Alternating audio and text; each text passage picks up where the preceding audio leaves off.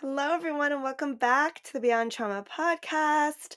This is very exciting. We have a part one and part two um, episode slash podcast swap for you all today. So, after you listen to this episode on Thursday for Thanksgiving, you're going to go over to the podcast Don't Mind Me, I Just Have ADHD with Ron Souers. Don't mind me, I just have ADHD. Go ahead and subscribe to that now. And then Thursday, you're going to hear the episode drop with Ron interviewing me. So we do a little bit of a flip flop and we do comment on each other's episodes and the previous conversation. We recorded these back to back on the same day. So it's kind of like one continuous conversation. So listen to this one now, and Thursday, go over to Don't Mind Me, I Just Have ADHD with Ron Souers. I have Ron on today. We're going to be talking about ADHD, which we've never spoken about here on the Beyond Trauma podcast. Ron is the author of 2 books. He specializes in helping adults, especially men over 40, break through social barriers caused by ADHD, addiction, and depression. He coaches from lived experience, guiding neurodivergent minds to reconnect with purpose, confidence, and the relationships that make life worth showing up for. We talk about ADHD, but we also talk about how folks who are not neurodivergent can support those who have ADHD in their lives. We talk a lot about mindfulness, great tricks for all of us for self-acceptance, focusing the mind, remembering to do our practices. There's a lot in here. And I'm looking forward to sharing it with you and hearing what you think. So make sure, as always, that you go over and give us a rating and review, especially on iTunes, so that other people can find this episode. Thank you so much. And here we go. Ron Souers, welcome. Hey, thank you.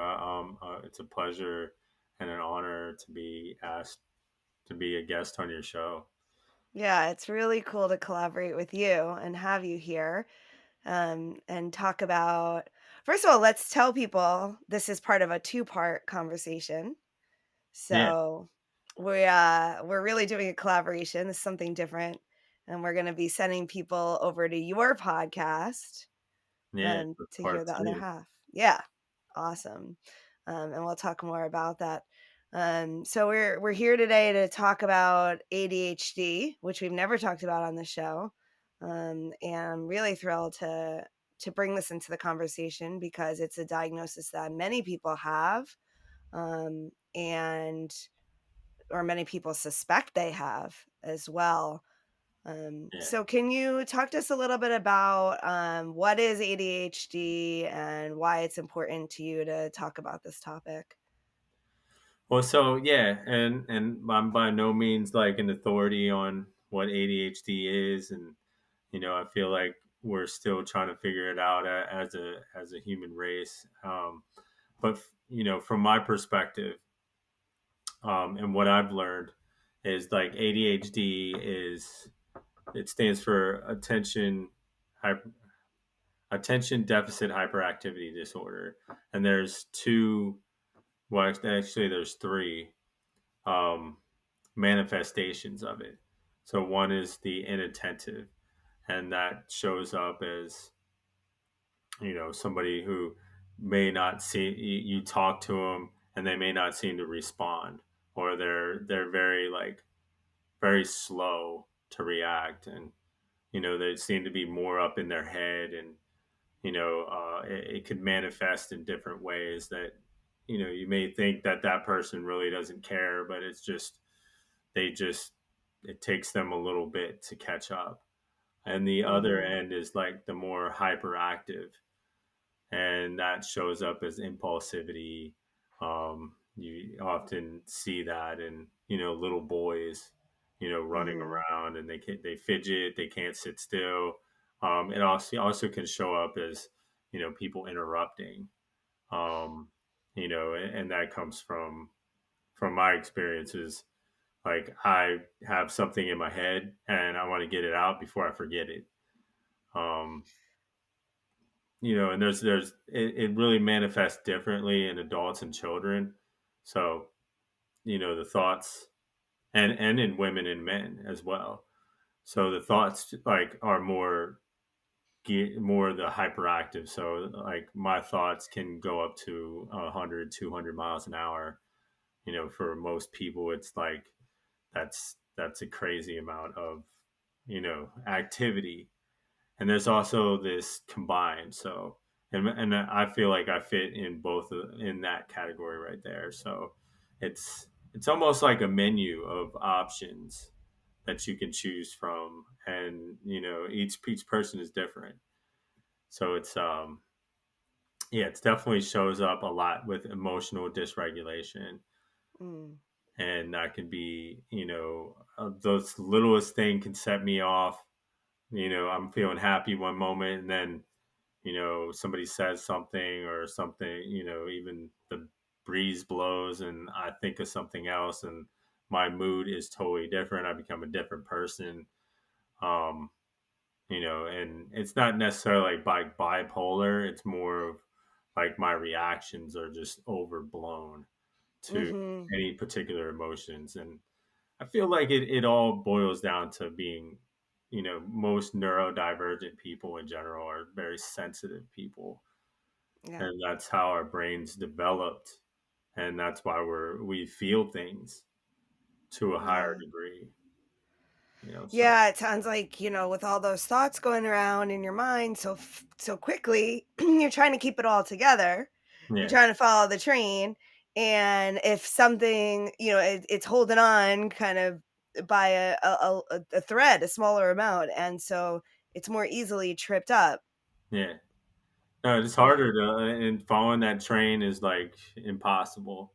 So Yeah. that's why it's like we're easy. It's not a it's not a deficit of attention. It's actually an overwhelming amount of attention. Like we see everything, we feel everything Yeah. to the next degree, and it can be very hard to focus.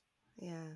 Like it's a And you mentioned that some of the ways that can show up is, extra emotional, switch in moods, and sometimes you might interrupt someone and they think you're being rude, but you're really just that thought could be gone so quickly. Yeah, and if I don't like write it down or get it out, like it needs to be said. Like it's Yeah. so important, even though it may or may not be. Yeah. We believe that. Yeah, yeah. In your mind it is, and so it's important to you. And so when was it that you started to notice some of these things in yourself, or maybe that you were different, or did other people notice that? I mean, I think that it was a lifelong thing, but I just really wasn't aware that it was like an actual issue. I thought I was like normal, or I was under the impression that like most people, that this was something you grew out of. And Mhm. lo and behold, I'm running around, you know, uh, like people were telling me I need to slow down.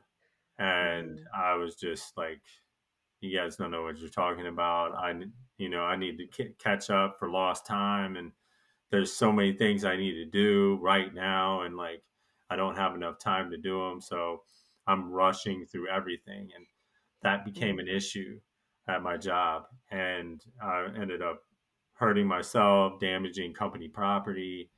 And it got to the point where I was about to get fired.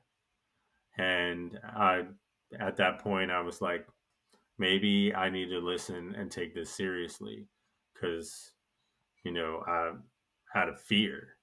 And Yeah. so I went to my primary care and asked her, told her I can't slow down. I'm desperate. These are the things that are happening at my job, and I don't want to lose it. And she kind of like didn't know what to think about all of it. And I told her maybe I have ADHD, and she Mhm. was kind of like, a little unsure. But she gave me these a list of therapists and psychologists that I could call, and I ended up finding the therapist that I actually still see today. And one of the first things that he told me was that that made an impression was that you're not broken. this can actually be used as a strength. Mm, And yeah. I just did not even see how that was possible at that moment. That's so beautiful, and so important because a lot of young people, who have ADHD, um, are told, there's something wrong with you, Hmm. and they're not behaving right because, the traditional school system that we have, sit down in the chair, and Yeah. and it's all based on that control and keeping things tight. And when someone who has ADHD, they can't function like that. They're told they're bad, they're dumb sometimes. They can be very, very smart, but they get that message that you're not good enough because they don't conform to the kind of norms of the school system. And a lot of young people, especially, I know, internalize that message. Later on, they have self-esteem, anger issues, and so on, because they didn't get the right messaging and help, um, and just get put in the right environment. So it's great. It sounds like it happened later, but it's great that you found someone that can see you and see your strengths. Yeah, and you touched on a lot of important things, about the school system, conformity, and the right environment, and that's 100% like what is necessary for people to grow and be in self advocation. More. I believe there are so many successful people that have ADHD that don't talk about it, don't use the platform that they're on, and it could really help, with these young people with ADHD to really see themselves as like, well, if he can be successful because you're told you're a failure, you're told you're broken, you're told you're lazy, or you're told all these things so many times throughout your life. And I know for me, like I started to internalize that and tell myself those things. So once Sure. that happens, it's very hard to like break free from that pattern. Even years of work, that I've been doing on myself with personal development, it's still those voices are still there. That negative um, thought process, and it's there because it wanted to protect me, and there's where the adaptations come in. So you see a Hmm. lot of masking and things like that, in individuals, which leads to more burnout because you're Yeah. trying to do the same job and you're trying to conform and you're having to do it with this all this extra energy spent in this mask. And Mm, so a normal day for somebody that's neurodivergent is so full of stress, of getting caught, of like having to pretend to be somebody and operate in a way that's not natural for them. mm. Yeah, so you're talking about, like, going more with the flow of it, like, owning it and understanding it. Yeah. Um, if you can kinda harness the way your brain works and use it to your advantage rather than try to fight it or hide it. Yeah, like understand your limitations. Like for me, I understand that I get distracted very easily. It's if out of sight, out of mind is totally accurate. So if I'm doing a project or I'm on a task, I want to complete that task before I move on or go somewhere else because like the odds are when I come back to it, I'm not going to remember where I was at unless I Mhm. stop at a point that I know that I'll remember. Or if that's not possible, I need to write down a note or put something somewhere where it can remind me. So understanding those limitations actually strengthens what I'm specialized at. Which I'm and that's another thing that isn't talked about enough is many people neurodivergence period have amazing strengths that other people don't have. Like Yeah, we're amazing, we have an incredible amount of creativity yeah. and creativity doesn't just mean like you're artistic or you're an actor or you're an entertainer or whatever. It means like, hey, it could be a creative solution to something, or you come up with Mm. a different way of doing the same thing that actually is optimized for you or optimized for somebody else. So creativity is huge when it comes to like businesses, trying to come up with innovations, and being able to think outside the box, being able to see things in a way that normal people don't see them. And you can have all these elements working together in tandem, but you got to understand like, um on a personal level, like what these people are actually, where their problems are, where their like sticking points, so that you can be like, well, maybe we can address that or get that person in the conversation to problem solve. Yeah, I love that. You're going to see a lot of things that people that are kind of quote unquote normal or conforming aren't going to see, which is a major advantage. Yeah. Because they say you can't solve the problem using the same mentality that got you into the problem. So you need someone with a different mindset for new solutions. Yeah, definitely. And the whole idea of conformity is like such a broken and weak system. Yeah. When we're all conforming to this system that's continuing to fail us. Yeah. Especially like you talked about the school system, sitting in chairs. Um, it's like we're kids. Yeah. Even if you don't have ADHD, there's this whole propensity to like want to run around. Like we learn better when we're moving, when Yes. we have movement involved in that learning process, and you're shutting down and eliminating that part, so you're automatically behind where you could have been, Exactly. and then that whole creativity is stifled. So from an early age, you're taught that that's not something you need to do. You need to do this way, and this is the only way to do it. And it limits your ability to ask the right questions, Mm. because you don't think you can ask questions. Yeah. A lot there. But it's very true that we learn more and better when there's movement attached, which a lot of people don't know. Yeah. Interacting with the environment. Yeah, and creating those environments, and I believe that it's not just going to benefit neurodivergent people; it'll benefit everyone, because it's much more like, who really wants to sit Yeah. in a desk that's hard, and you've got every in one place for 8 hours. Like Yeah. you look at even people with office jobs, it's like a lot of them have back issues Yeah. or health problems because they're sitting all day long, and Yeah. not there's not movements, there's not breaks, there's not these other activities that your brain only can go for so long before it stops being as productive as it could be. Yeah. It needs those type of breaks.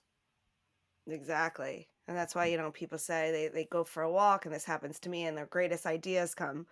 Yeah. So yeah, it's connected to movement. It's connecting to, there's time for that like really funneled down focused work, and then there's time for like widening and broadening and opening out.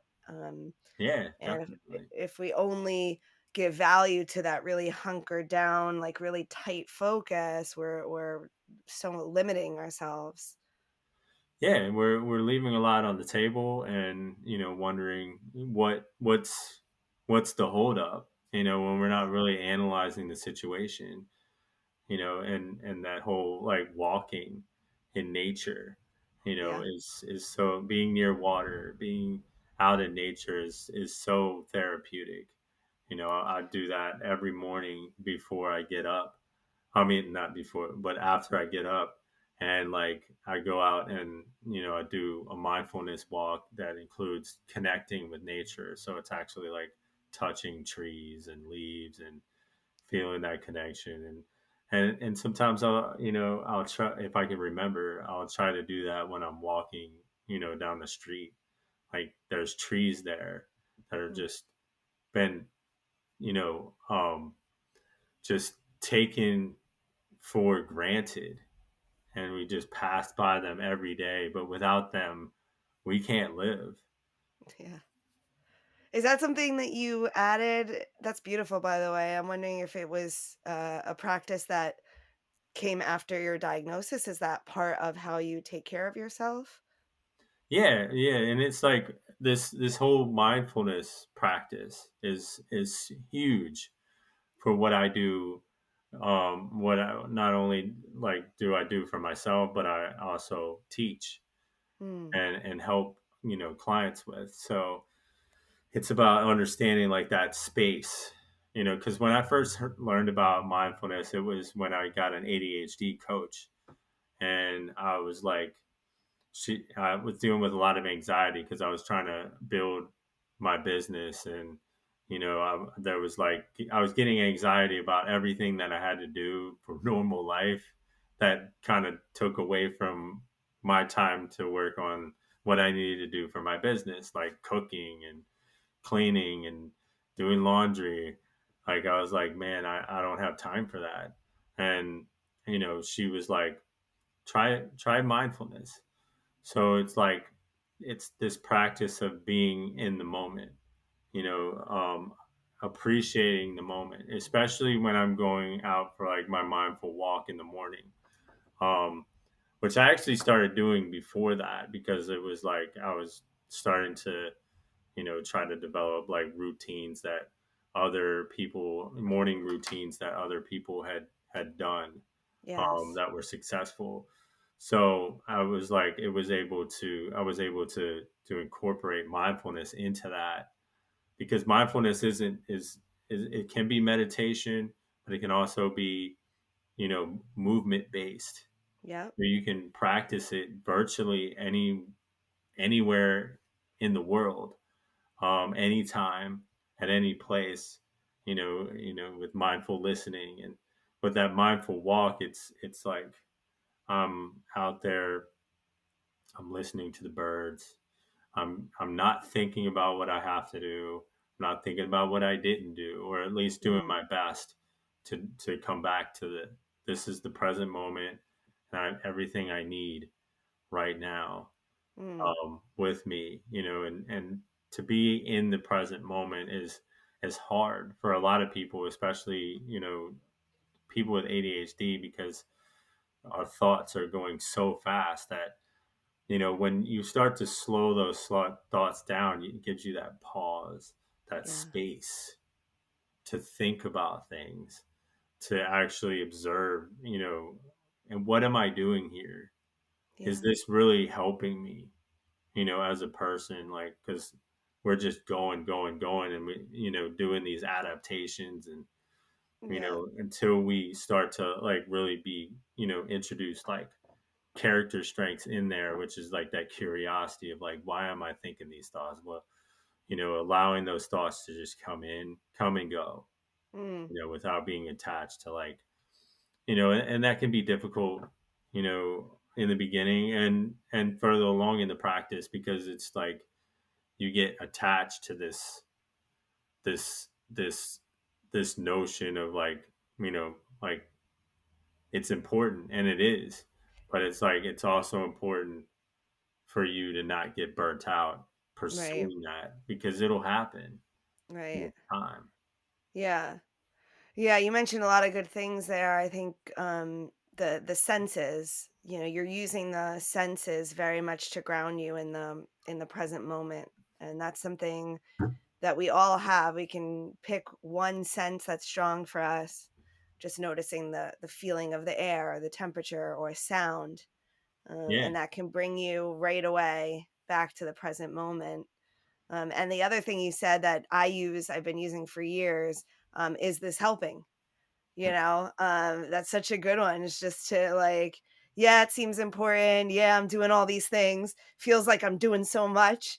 and we can get this sense that like, I'm doing a lot. It's almost like you get a little high on it, but then you kind of sit Yeah. back for a second and say like, is all this really helping? Or is Yeah. there something else I could do? Is there one thought I could focus on? And just asking that question kind of opens it up. Yeah. Yeah. For me, it comes back to that, that thought of like, am I being the example that I want to be to my clients? Like, am I going to be able Mm, to show up for yeah. the people in my life the best way if I'm running around in this, it's if Hmm. am I really showing that I'm grateful for the Mm, things that I have if I'm constantly worrying about, am I doing enough? Am I mm, am I pushing hard enough? yeah. And it's not enjoying the moment. And Hmm. It's like with the missing. senses, it's coming back to your body. Like Yeah. we don't like spend enough time in our body. It's like there's this disconnect between your mind and your body, and Yeah. it's like your body's there. Like if it starts to break down, your mind's not gonna be able to do much. Right. You If know? you're letting all those thoughts rule, you're Yeah, not here in your body. So you're talking about starting your day with really dropping into the body. yeah, You mentioned letting the thoughts that aren't necessary or, pass and coming back to what am I feeling? What's happening right here and now in my body? And then you can choose, if you want to concentrate on a thought, if you want to bring in a thought, but yeah, you have a choice then in that moment that you didn't have when it was all running away. yeah. It's about that balance. Yeah.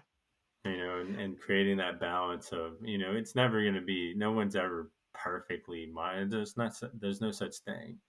And being Yeah. perfect is like, it's not human. It's Yeah. not something that, like, uh, there's a degree, and that's also a struggle for, people with ADHD. We want to get it perfect because we're so afraid of that, people judging us and telling us and it's proving that we're broken again, and like Mm, we've got to get this perfect. So yeah. when you have the weight of that actually limits your creativity, that limits a lot of things, and you end up lacking the motivation and to do things because perfectionism doesn't mean you get everything perfect. It's more about I won't do things because I don't think I can get it perfect. Right. So that's where the Yeah. procrastination comes in. It's like it's this heavy burden of like having to get things right every single time. And Yeah. that's not and it's not normal. It's not a normal thing for humans to do. I've I've learned the biggest lessons from the mistakes that I've made, and Mm, allowing myself the freedom to make those mistakes is yeah. is very important. Yeah, you mentioned that's such a good point, because you talked a lot about the striving, and the other end of that is the giving up, like the defeatism, or like the not trying, the putting things off because it's not going to work anyway. Yeah, And so it's kind of like when the body goes into like that hyper or hypo, and it's kind of like swinging between like all or nothing. yeah, And it sounds like you're what you work on and what you help people with is to kind of find that middle ground. And it's, we're always going to fluctuate. We're even in being in the middle, we're not going to be perfect. But we're kind of helping the nervous system to not swing so drastically, which is exhausting for the body. yeah, definitely. And it's about being imperfect. It's Hmm. about embracing that. Like I make mistakes. Yeah. It's okay, or whatever I'm feeling. Like Yeah. it's okay to feel that feeling. Like a lot of times we want to push down those feelings or distract ourselves from Yeah. feeling anything that's not happy or good or whatever. Like especially like admitting when I'm afraid or admitting when I'm depressed. Well, the these are really big steps. I'm wondering, I mean, like even for a neurotypical person, a lot of people say to me like just how do I get in the habit of like going for that walk every day? Like yeah. and how can you give us some kinda, like, tips and tricks that you've used? Like, I like how you mentioned before, I have to really finish because if I get distracted, there's a good chance I won't finish or I won't remember where I was. If I can't finish a project, I have to really write down, where I was so I know how to come back to it. Like, what are some of those kind of, like, tricks and tactics that you use to keep good habits in your life? I know everyone's wanting to know, like, yeah, yeah, I should be mindful, but I always forget to be mindful. What are your secrets? Yeah, tell us all your secrets. No. Yeah, honestly, the thing is that's really helped me is when I don't do the practice, Mm, and I see the results of doing wow. it, and then I'm like more motivated to do it, and I don't beat myself up. At least I've gotten better at not beating myself up for when it's Yeah. like those things happen, and sometimes you got to rearrange it, but understanding like it's more about looking at what you did do and what it does for you. So it's Mm, like it's one thing like they talked about imagining your future self. So what would future Ron think if I ate all the cookies in the mhm, cookie jar last night? How is future Ron going to feel, and how is future Ron going to talk about that, and just appreciating what you'll be like in the future, just looking at the mm, outcome of like, okay, yeah, it's going to be hard right now, but once I get through this, I'm going to be happy that it's mhm. especially You with have to be able to pause to do that, and that's where I guess the mindfulness really comes in. Because some people don't like, they're already finished the box of cookies. yeah, They're the impulse, is so strong, so that the mindfulness, I think, is really what creates the space to be able to even ask that question of, "How am I gonna yeah. feel later?" And like if you're just beginning, just start out slow, Yeah, and start out with little, whatever you can do. If it's 30 yeah, seconds, it's great. If mhm, if you forget, okay, well, you can come back to it. yeah, And setting up sticky notes or like stickers or different reminders or maybe an alarm. Like I have a bunch of like mindfulness alarms, okay, throughout the day, that tell me, okay, this is a reminder to do this. This is a reminder to slow down. Sometimes it's just like you want to build it into your routine so it's like stacked on. Like say you have a mm, break instead of getting on your phone and scrolling um, mhm, right away. Not that you don't have to do that, but it's just like take a mindful pause. Do a breathing exercise, like short 30-second breathing exercise, and then get on your phone. And then try to get a little bit more. See how that works. See how that lands, and yeah, then if you like it, try more. Try learning, and switch it up. Don't do the same thing every single day, because mhm, like that can be, I mean, you can do it at the same time, but like maybe try a different type of meditation, or try a different, if you walk one way, walk the other way, or mm, new path, so oh, it's not like mhm, the same thing, or pay attention to a different thing, or add on a mindfulness thing on your walk.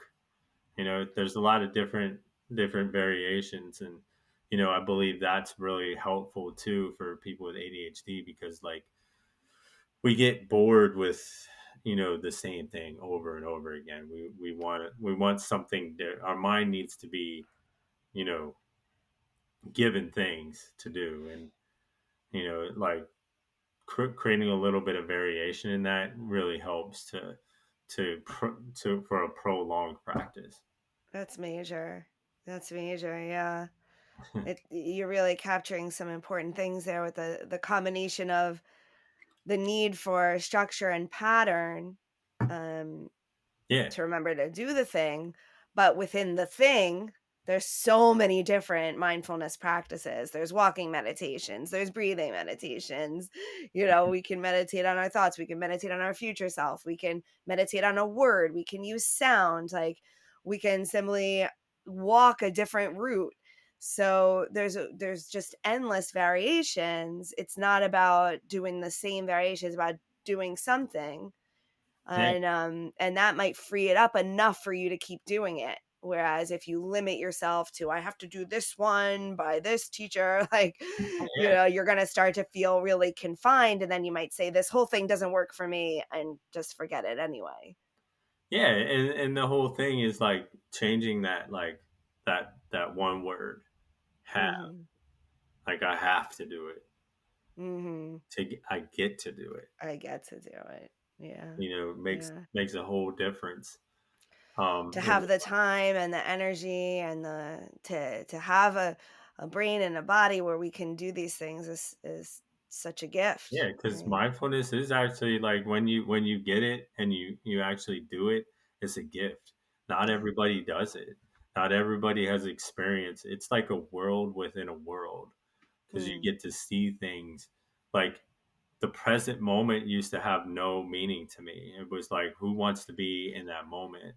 But now yeah. it's like, wow, there's so much connection. There's so much going on in this moment. Yeah. And what really like helped me was like understanding that if I can't enjoy this moment, what makes me think that I can enjoy any other moment? Yes. You Like we're always fighting for this future, but you never experience the future. know? Yeah, You're always looking for the next moment. yeah. There's very few. There's it's a life that has little happiness to it. Yeah. I've had more happiness than, yeah, of course I get sad. Of course I get angry. And of course I'm not happy with, and I'm frustrated with certain things. But it's always like when those moments happen, like I understand, like, well, maybe my practice, I need to sit in my practice and I need to return to some of the things that I was doing, Yeah. because it's not about that perfect. It's not supposed to be like you have to do these things. It's like these are these things that are suggested, and this what could happen, but it's like come to it at your own time. Mhm. You know? Yeah. And the other thing you said that I wanted to highlight is taking in the feeling. And this is something that I encourage a lot with my students and all the folks I work with, at the end of a yoga class. I always encourage folks, take in the feeling of how you feel having done this, because Yeah, your body will remember that it wants to do it more. And that's what you said for both. Just notice how you feel the days you don't do it. Notice how you feel the days you do it. yeah, You notice on your own. yeah, definitely. It's those times I slip up that, like, or that I make, I'm human, that make that practice more valuable. That I'm like, Yeah. okay, I don't want to feel this way. Like I like to feel the way that I feel when I do it. And Yeah. even now, like there will be times where my body's like buzzing and there's like a lot of thoughts going around, and I'm trying to sit and meditate and listen to a guided meditation, which I do different ones. One's called the the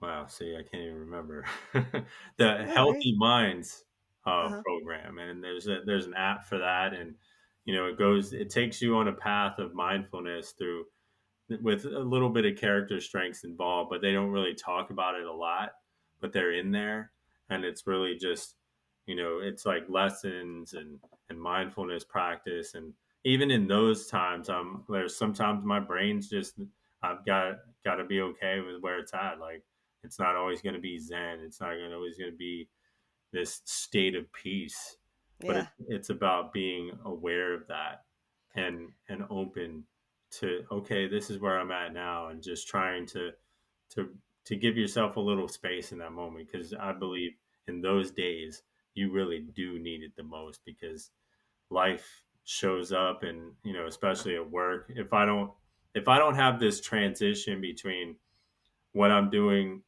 for my business and then going into my actual job, Yeah. like there I don't it's like this whole all this energy that's running around in my body that I'm like it's gonna interact with the energy from other people, and whatever, if that's negative, that could end up being a situation where I don't show up where the way I would like to.